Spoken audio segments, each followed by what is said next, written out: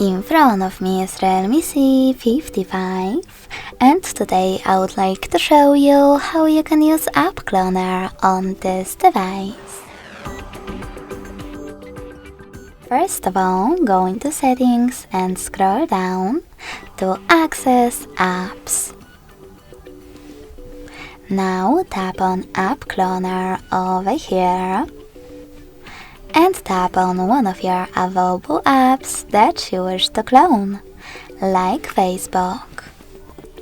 Now click on the switcher next to Create App Clone, wait a couple of seconds and adjust those two options.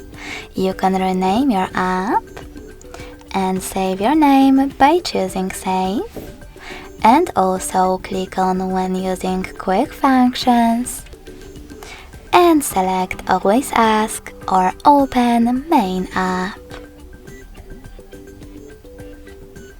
So now when I go back, as you can see, my Facebook was successfully cloned.